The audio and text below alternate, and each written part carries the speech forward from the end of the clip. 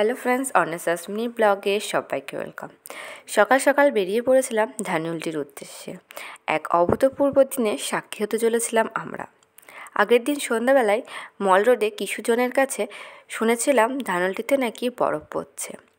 ব্যাস, বরফ পড়া শুনে ইচ্ছে জাগলো মনের মধ্যে, দেখতে তো যেতেই হবে।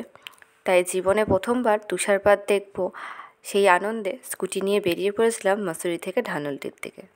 অসাধারণ প্রাকৃতিক সৌন্দর্য, সারি সারি পাইনের গাছ আর ঘন জঙ্গলের ভিতর থেকে উঁকিমারা হিমালয়ের কিছু কিছু সিংহ যেন হাতছানি দিয়ে ডাকছে। রাস্তার বাঁ সাইডে উঁচু পাহাড়, ডান সাইডে গভীর গর্ত, কখনো কখনো এটা উল্টো হয়ে যাচ্ছে, ডান দিকে পাহাড়, বাঁ দিকে গর্ত।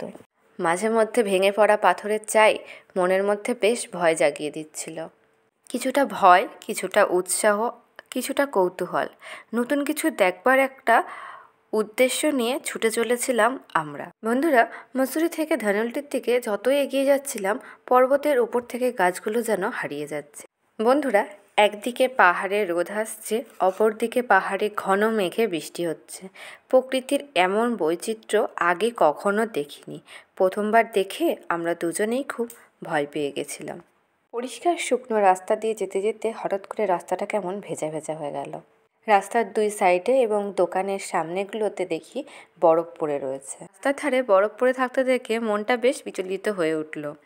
অবশেষে পৌঁছে গেলাম সুরকন্ডা দেবীর মন্দিরে, আর সেখানে গিয়ে শুনলাম গত দুদিন আগে তুষারপাত হয়ে রয়েছে। তাহলে এই দুদিন আগেকার বরফ পড়ে রয়েছিল রাস্তা। আজ আর আমাদের তুষারপাতের আনন্দ নেওয়া হলো না। নেক্সট ব্লগে সুরকন্ডা দেবীর মন্দির আপনাদের সাথে শেয়ার করব। তো আজকের এই ভিডিও আপনাদের কেমন লাগলো অবশ্যই কমেন্ট সেকশনে জানাবেন, আর চ্যানেলটিকে অবশ্যই সাবস্ক্রাইব করবেন। চলুন, টাটা।